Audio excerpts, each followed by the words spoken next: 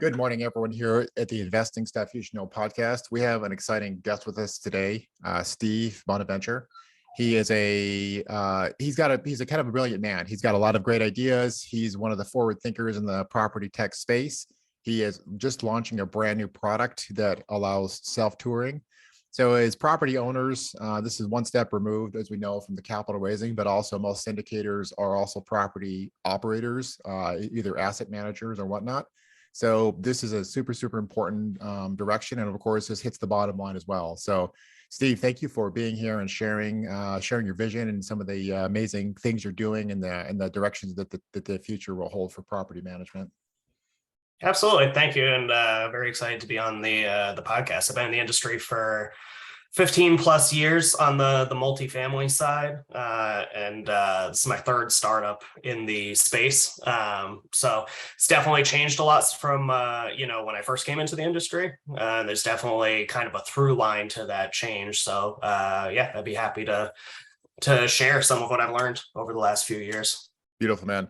Give us, and I think you told me that, but I forgot. Give us the just kind of the thumbnail sketch of the three startups you've done, and then again at a high level, just a real quick marketing pitch, what those companies have done or are doing.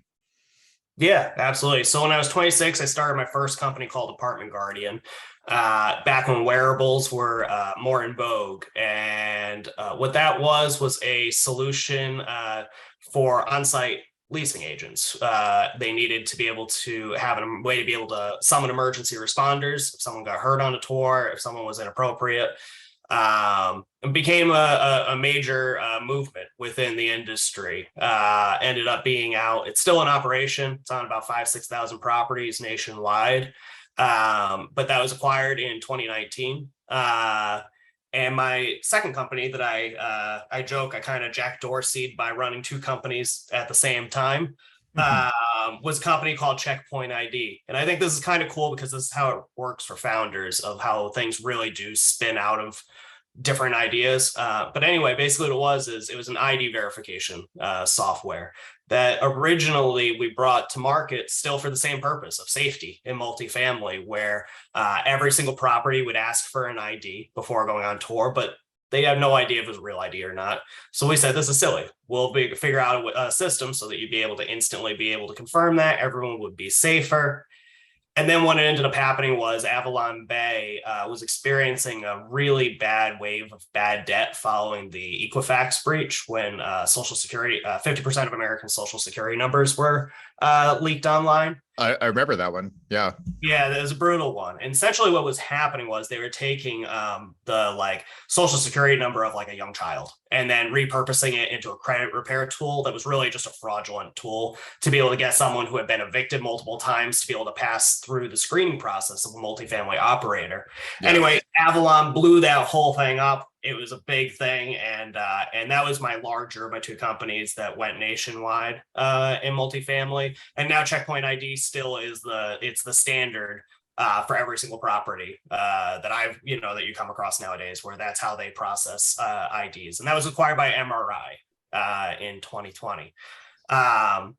After the dust settled from that, I started up my third company, Pineapple, that built off of those last two companies, which kind of probably leads into the larger thing of where the industry is going. The reason, so Pineapple is self-guided touring. It's basically the process where consumers now want to have the option, instead of booking a tour, meeting with a sales agent, going through the process of being sold an apartment. They want to be able to book an apartment, a tour, be able to self-verify themselves, go out and shop for that apartment on their own. And if they want to buy it, they buy it. If they don't, they don't. But it's streamlining that process. But what it's really an indicator of is a larger automation movement that's going through the multifamily end of prop tech. Yes. Checkpoint was one of the first places that started. What it was is, in a simple way, we were automating that first interaction with a customer, when a customer went from a non-customer to a customer, and putting software in place of human interactions. It's nothing different than what Pineapple is. What it is now the human interaction that we're automating out is a leasing agent. Yes. Steve, tell us why this your fertile mind was fertile for these these insights and the fact that you were able to come up with create these 3D company or three companies, sorry, that we all suffer as operators, as asset managers, we all suffer through continuously, but then like we just accept that that's just the way it is and we just, slog through it. Why, what perspectives did you have and see, and how were you able to come up with these three companies? Like what was your vantage point? What was your perspective that you were able to do that? Yeah, and this may sound like some people would cringe at this for an answer, That's but okay. what it I love is, I love cringy here. look, I think, when we think about different sectors, multifamily and real estate on the large is different in, I think, the time windows of when people are looking to be able to make their money back. And I think at the end of the day, what a lot of there's often a thing, a logic to think of your end user, your consumer, and build your product up from that. The problem is in multifamily, and again, this is not a popular thing to say, but it's like as long as people are getting through and they're leasing an apartment, that person that's 5 levels removed that owns the building, that Yes. is outsourcing that property management to a fee manager and all of that. The specifics of how that happened don't matter. They're looking much more on a macro level of like, okay, how much do I invest and what is the output of that investment, which makes sense. That's how they look at a real estate deal. It's no different than that. So when I was creating Pineapple, so you have to understand, like self-guided touring, the majority of operators in the next year have indicated that they are in some way moving part of their operation to self-guided tours, mainly due to the fact that there's a massive shortage of employees in our industry. So they don't really have much of a choice. They just have to do it. Do something. They have to do something. So they're like scrambling for some type of solution, some way to do this. So yeah, you're Yes, stepping they into a are. vast need. Yeah, so someone has to kind of stick their finger in the hole in the boat. And, to get back to the point of thinking of this from the perspective of an owner, that's how I Mm, came at it. And the yes. owner is looking at this and they're saying, okay, I have two ways of doing it. Or prior to Pineapple, the only way you could do it was you had to put smart locks on all of your vacant units or any of your units. It's a massive expenditure. And going back to the thing of where, how they're viewing capital, it puts the runway really far out before they start seeing the benefits of being able to streamline and automate their front end operations. So Yeah. I came at it and said, wait a second, what is the largest thing that's causing a hurdle for, because you're never going to come to an owner who's like, hey, I'm going to be able to cut your employee staffing costs by 100% without you losing anything. Their problem was like, I have to pay a lot of money up front. So I said, you already have traditional locks on the doors, or a lot of properties will have RFID fobs, on their amenity spaces. Right. They didn't have smart locks though. So when I stopped and said, okay, let's just circumvent this smart lock thing and create a solution that's able to safely give that customer access to the key.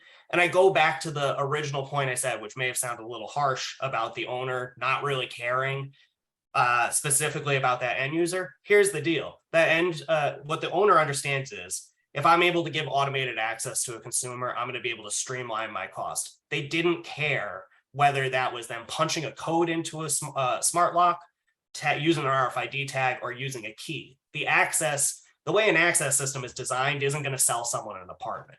You know what I Right. mean? So we've been able to create a much more efficient model Efficient. So we have a very streamlined, it's not super techy, very efficient for resources and, like demand of personnel, installation, and also just cost to owner cost, which then of course is passed on to the tenants as well. So efficient in all respects, as far as I understand it. Yeah. It's an important thing to note where another thing, talking about the larger trends of kind of what's happening on the multifamily side of prop tech is there is a shortage of leasing agents, but there's also a massive shortage of maintenance techs. Maintenance techs that's the ant army that keeps all of this stuff moving forward. Yes. It sounds like such a simple thing, but like I often, you ask again, what is it, the mindset that leads to like companies working? It often is in the minutia. So like one of the things is like if you're a maintenance tech and you're doing a unit turn, and they're not painting the walls themselves, they're outsourcing that to a painter. But that maintenance guy who's doing his work orders has to stop everything he's doing to be able to go let that guy in, the paint venter in, bring him up to the unit. They have to stop all of their work. And basically, on top of that, our competitors who are basing it on smart locks, they kind of said, oh, it's no big deal. You just take the smart lock off and you just put it on another door. Now, the problem is that takes 15, 20 minutes for that maintenance person. Never mind counting like the time it takes to walk to that unit, walk back, go back to the shop because you forgot a tool. It is a time suck. And Yeah, what it is these guys are working short staffed in the front end and the back end of their operations. So every little thing that is like throwing a barrier in front of them is leading to demoralization. And that's that's a why one of the things, it's a problem that is going to snowball if you don't start having solutions that say, hey, you know what? We really appreciate the 50% of the maintenance guys who are still here. We wouldn't be able to do this job without you. We took yes. a big step to make sure that the soles of your shoes aren't wearing down, just like hoofing around a property. Absolutely, man. No, that's such great insight, such good, rather, in-depth thinking through the problem. And as a former guy that has spent time in construction, that is so true. So like, yes, certain companies can say all you have to do is, 20 minutes, you can change out the lock. But then of course, we actually know that takes an hour, that by the time you find the tools and get the stuff and, the whole project takes at least an hour. And also you're all this project switching, you're constantly doing, you're not efficient. So no wonder it takes so long to do stuff. And we're just, the tech maintenance guys are just overwhelmed, and it's a thankless job, and they're running around doing 50 things as best they can, but still they're overwhelmed and underworked, and people are still griping because there's still more things that are just getting dropped because there's just no one to do it. Yeah, and I think it's funny, like the automation freaks some people out. But Yes. really what this is actually boiling down to and what this has become is a thing of looking at somebody's job and saying, I pay you a certain amount per hour, and how do I put you in the most effective positions? It's actually giving a lot of credit to that employee and saying, hey, look, this is a menial task. I don't want you stuck, screening IDs or booking someone or even walking them around the property. That's a low level task. But what I want you to do is be able to focus on that work order, because we know the number one thing that's going to keep someone to renew next year and the year after that is if there is a sterling record on quick turnaround on work orders, or for that leasing agent who's not, again, hoofing around the property, doing that stuff, and the menial tasks are removed from her. Now, there's a huge thing in our industry where it's the staff are really tired. They feel like they're stretched thin. So, we talk about customer retention, but then that person comes in the office and they're doing 20 jobs in the office. This is saying, hey, you know what? Automate those simple things so that we pay you because you're a high EQ person. So that when the resident who, is that old expression, when squeaky wheel gets the grease, Yes. but you need to have time to be able to grease the wheel if you're going to be able to do that. And they don't have enough time to do that. So I think it's positioning people to be in win. This is how you do it in football. You put a player in position to be able to be their best, their best version of themselves. It's the same thing with employees, and a happy employee will stay, and they cost a lot less, cost a lot of money to train an employee in multifamily. Absolutely, man. Let's talk about the adoption of so we talked about the three companies. I think they all kind of had roots in each other, and they kind of grew out or kind of adjacent, verticals, things like that, which is amazing, fascinating. And I love how you explain your mindset and how you saw these problems and how you think about it. That's super important to me. That's important. Let's talk about the adoption you've had and some of the larger companies for this latest venture you're working on, which actually attracted me to even get to know you initially, was the pineapple, the self-touring space. I also was an asset manager owner, am suffering in the short staffing and enabling tenants or prospects to visit. Let's talk about the adoption and the reception you've had so far and the cities you've rolled your platform out. Yeah, absolutely. So we're a Boston-based company, a little bit outside of Boston, and where I launched my previous two companies was Atlanta. Atlanta, for anybody in the multifamily space, it is one of the most progressive markets in the industry, and just a very active, vibrant community of people who love property management. It's a really great place to be. So we chose Atlanta and Boston to be our initial markets. and there were reasons embedded within there. So, one of the huge differentiating factors, when we were developing Pineapple was we wanted to make it very light and scalable. A lot of the Yes. solutions that are out there were just like, they were a headache. No property management company has the tech guys just sitting around able to help this. So we needed Yes. to make it plug and play. And what we were trying to do in our initial wave was, it was very conscientious, was to be able to get a mix of different types of property management companies. So, Mm. we're working with a Boston company called Wingate, which is, I would call it the most typical Northeast East Coast company. It's got about 140 properties with about like a 1/4 to 70, what do you call it? A 3-to-1 ratio of affordable housing to market rate. Okay. Which is Yeah. a very common mix, so we picked them because that's a very fascinating thing where they're kind of straddle that line between conventional and affordable. Uh, Yes. we picked another company, Lindy, down in Philadelphia, part of the builder generation that came to Jersey and Philadelphia after the war. Really cool company. They are all like high rise, old school 1970s or previous buildings. Again, a very indicative urban portfolio, or honestly, what I would call it is an aging urban portfolio where, Yeah. they Yeah. remodeled these properties many times, but it's that's a different mindset as opposed to like Bozzuto building a brand new high rise in, downtown Boston. These are properties where it's like they're past that capex fall and are trying to be able to figure out how to be able to make things go further. We picked a company called Chestnut Hill Realty up in Boston. This is also very typical. There are suburban pilot tests, understanding, properties that, 50 miles outside of a major metro area, but newer properties. They make a brand, about 70% of apartments in the last 10 years have been built in the suburbs in the US. Oh So wow. for us, that's I did not actually know that metric. That's amazing. it's fascinating. Like if you look at a city like Dallas and look at a heat map of it, it's all, people will say a certain number of buildings, units were built in Dallas. Really, it's the Dallas suburbs. So the Yes. suburbs are where it's at. So, we picked them as kind of a higher level suburban to understand what that is. And we took another company, Foshi, down south in Mobile, Alabama. And again, that's a different type of portfolio. It's 1970s garden style. Again, I would say it's like half the content in the US for apartment buildings. But again, it's very specific. And everything for me ties back to the owner. It's a profile of an aging portfolio Yes. where, again, when you're having a thing and it's, people are deciding where they're going to work, the properties that are in the B and C class are going to get hurt in 2023 more than the A class property. It's just like everything else in our economy.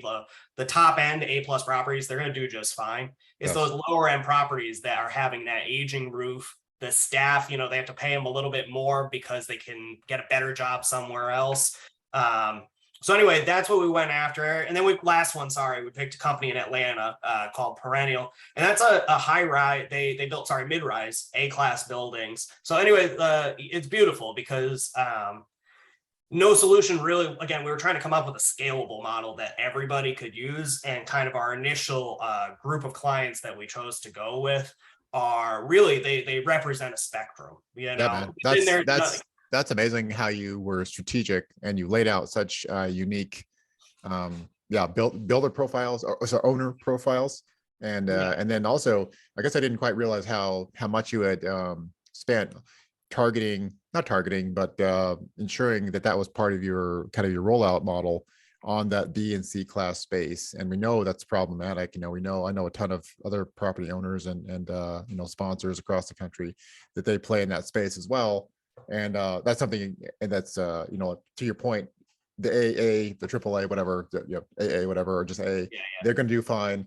But those other properties, how can we enable those to step into the next 10 years and not just wither, die? And because we know people still need that housing, and they're not going to go away. It's because people still need to live in there for where they are constrained financially, typically. Yeah, and it's interesting that everything actually funny does go back in a way to like It is funny. It's a safety thing in many ways too. I know it sounds funny to say that, but when you go down into the C range of apartments or just smaller buildings, you often Yeah. have one property manager who's sitting on that property. Maybe you have a full-time maintenance person, but they're off somewhere else on the property. Yeah. So, for a lot of these properties, they're looking at it and they're saying, hey, you know what?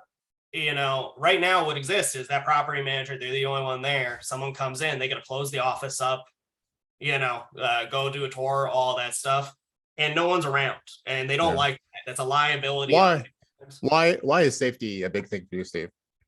This like this Um, thread. I mean, you pointed out yourself. It's like this thread. Was that something from your teen years or something just important to you? Why is that important to you? I mean, in it's super part, important. Just like why is it important to you? yeah, I mean, that's where my career in entrepreneurship started. I started my first company in 2012, August 2012. And that year, I had been at the National Apartment Association conference in Boston. And I was a sales rep at a company, and I was kind of moonlighting, and what it was is I'm talking to my friends at the conference being like, I got something coming up, it's going to be cool. But I really didn't entirely know what it was. And we knew that there were some safety issues, right? But then once I started asking people and telling people what I was going to be doing and how we were going to be trying to solve this major safety issue, a lot of people who I knew and knew for years, friends of the industry and stuff, again, it's kind of, they opened up to me and would Mhm. tell me, their story of being a leasing agent. And, it was some really rough stories. You got to understand, it's before Me Too and all that stuff. And, it's a very, I'll never forget sitting there, and I'll Yeah. never mention who it is, but it was a famous person. They were later on speaking at the conference. Mhm. And, she was like, asked to go for a walk or whatever, opened up, started bawling her eyes out. And Wow. I don't know, you never Wow. forget that kind of Yeah, stuff. man. No, It kind of that's sticks with you. And it seems like it's a lot better now. There's a lot more awareness around this. But yeah, there has had a long history of sexual assault on real estate agents and yeah. leasing agents as a subsector of that.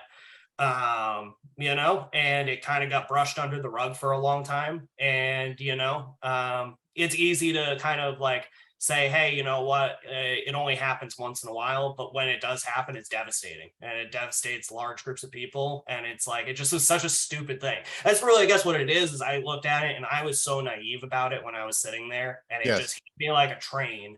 And I was just like, this is dumb.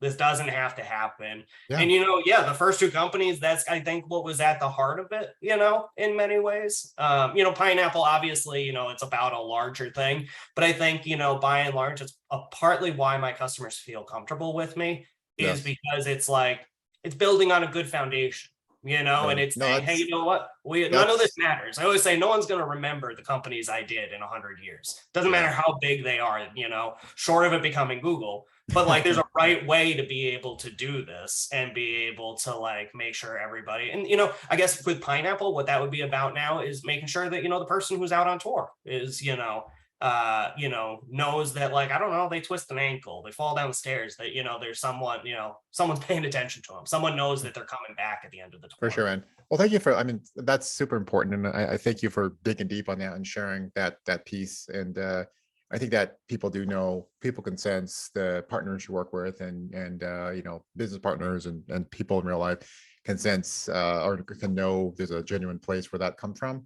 And also kind of the foundation of, who you are as a person. And it's kind of these companies have grown from that.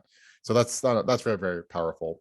Let's pivot real quick at the tail end of our conversation here, Steve, on the entrepreneurial aspects of this. So yes, we talked about, we hit it off hard, like, hey, how can property owners use this? What is it? What's the next wave? What do you see as for the future? And then also let's wrap it. Let's kind of wrap up the show here with talking a little bit about some of the entrepreneurial activities and then some of the capital raising. Yes, this is a capital raising show. Thought it'd be real beneficial to hit some of that other stuff. But let's wrap it up.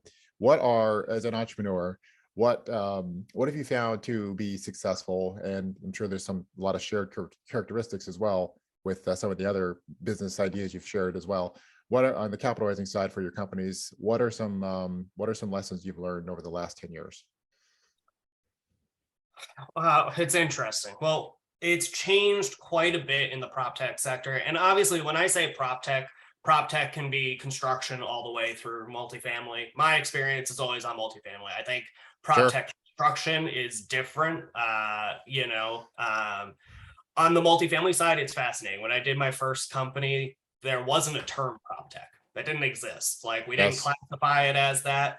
And then what it is there was a first wave of investors led, I would say the first one in the space was John Helm at RATV, Rhett Ventures in Utah, who I formerly worked for as well. And as a disclaimer, he was the primary investor at CheckPointID. Mm, sure. And Yeah. that was the early wave of prop tech investment. Now I believe the scene you're coming out to is much more mature, where it's groups like Era and MedProp and Fifth Wall, Camper Creek are now moving into this space with a much more clinical approach towards investing. And what I would say, to understand the landscape entirely, the challenge for VCs in multifamily relates to it is and always has been a bit of a slow moving industry, to be able to get to adapt technology. Why are we Uh, so slow? Why are we so slow, Steve? Why is there so much inertia in moving this industry?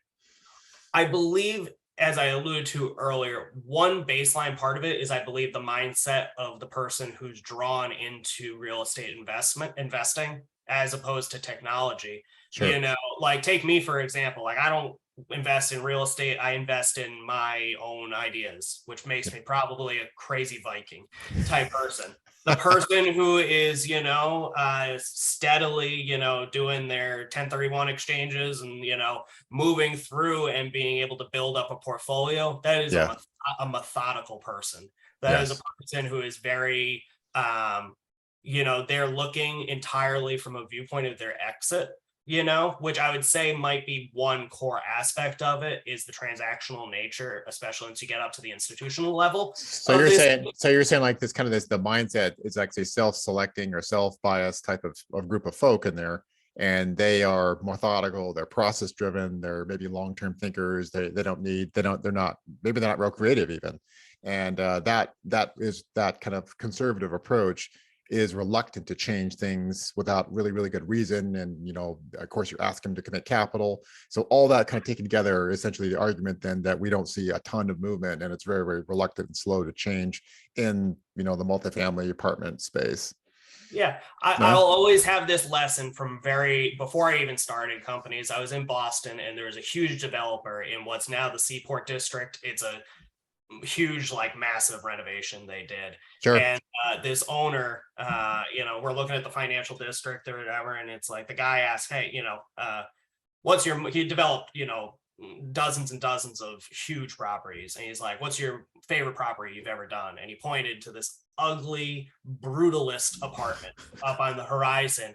And I will leave out all of his vulgarity. It made it stick to my head more, but he was like, that's my number one, like that is his cash cow. And it was the ugliest thing in the world. But what it is like he looked at it and he breaks that, he does the thing where he looks at that and it's a bunch of units and he's looking at it on a balance sheet. That building was not a building, it was a balance sheet. And he looked at the siding on that, this ugly brick, and was like, no, there's no need to replace that. It's doing just fine. And that right there, that's the mentality I'm talking about. It's not a criticism. What it is, it's a thing where it's like a lot of these people who are in this industry, even, okay, you've got 10, 20, 50,000 units under management.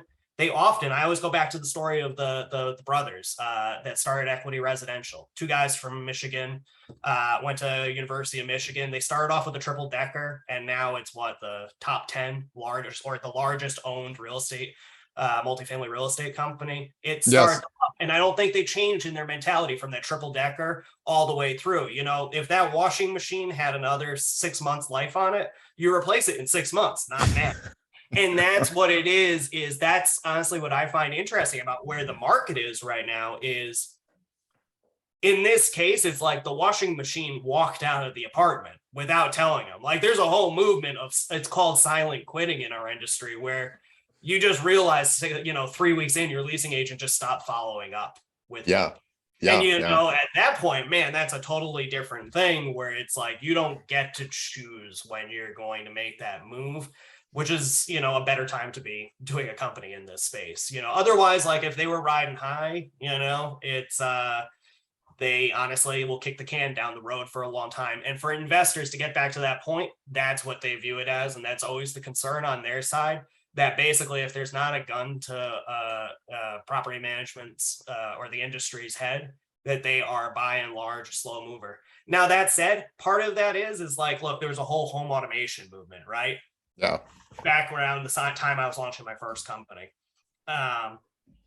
And, the whole industry kind of looked and were like, hey, you know what? The whole pitch was you put in smart home, the thermostats and all the stuff, you charge $50 more. And you know what? Renters were just like, no. And that's where, like I'm saying, like they're very pragmatic in a good way too, where at the end of the day, I think they understand, there's only so much tech that they can really absorb. Yes. And if it's going to be something that doesn't actually move the needle for them at all, or solve, again, like I say, a leak in the boat, they're not going to jump on it. And that's, probably a smart thing for their specific sector. For sure. No, that's actually, I love that final kind of caution, I guess, to the industry, Steve, is we need to be aware if the set of conditions, the underlying, I guess, axioms that we base kind of how we operate on have shifted underneath our feet. And we need to have a new perspective, and we need to have a new set of, I guess, ways of looking at things because of new, conditions on the ground. And we need that needs to be a resetting of awareness on that perspective here. So I agree with you. I agree, not 100%, but I agree with you a lot on that. Is that whole idea of things have shifted, things have moved, and clearly, like if you just wanted to look at the labor force, that has been huge. It's shifting, and things are changing. We need to do something differently. So I prefer to be a little bit ahead of the curve than getting smacked across the face, and realize something too late. But so there's pros and cons of going both ways. But so anyway, so as far as so wrap it up here. So as far as getting in touch with you on your current venture, and if people that are interested in the technology or just wanting to get closer in contact with finding out what you're doing, what is the best place to go and find out more? Absolutely. If you go on online and go to tourwithpineapple.com, that'll bring you our site, which will let you see our core technology, which is our key exchange locker. Yeah. And to give you just like the simple thing, any property, basically what it is you buy the hardware and get it set up on your building. It installs just like a TV. You mount a back plate on, hang it on the wall. It's a simple electric hookup. And after that, basically, you're paying as people are coming in. Someone leases an apartment, you pay us a commission fee on that. So it's a very low risk proposition for a property. At the end of the day, the lowest end upside is you're able to install this and create a safe automated way for people to be able to access your property. And then on the upside of it is again, a very low risk way of being able to allow people to directly interface with the property and rent, without any middleman. Which I will just add that, of understanding the arc of this industry and where I came from. I started off like in the most basic place of our industry, working at Apartment Finder. It was one of those little rental magazines. And then that whole industry got torpedoed when the ILSs came out. Because at the end of the day, you could fit more information on the website than you could on a quarter-page ad. And now the ILSs are getting pushed out by Google, which has made it where 90% of web traffic is going directly from a property's website. Everything we're doing here is just the evolution of that. And when I say a through line, what the through line is in my entire career is a slow but steady removal of the barriers between consumers and renting. Or you could better say it as gatekeepers. At the end of the day, it's the future of this industry is more similar to like an Open Door or a Carvana, in which, again, you can buy a car or a home without a salesperson bugging you, but you Yes. can't rent an apartment. Yeah. And the So why thing is, not? So why it's not? The question is yeah, why not? and and I think we've solved that. Yeah. We made it safe. It all goes back to the safety. There you go. Yeah. Every single person that comes through Pineapple has to go through a safety check to make sure that you're not risking anything letting that person onto the property. So it gives you peace of mind and that That's a that. beautiful way to end this up, Steve, here. So thank you for sharing all that knowledge, sharing your perspective, and of course, sharing the ability of the technology. I mean, you actually have, as an American entrepreneur, a product ready to go, ready to deploy. And there's a lot of people that talk, there's a lot of people that gripe, but you've done something. You actually have a product that helps tremendous, helps people, helps, it addresses a real pain point on both sides of the equation of the prospects, the tenants, and of course, the property owners, property management. So that's a huge thing. So thank you for being here with us. And then of course to the audience, thank you for listening to another episode of Investing Stuff You Should Know podcast. Give us a thumbs up, give us a like, give us a review. We appreciate your constant attention and listening to our episodes. We love to be able to share more guests and bring on more guests like Steve and his other folks like him. So Steve, thank you. All right. Thank you so much. Thanks for having me on.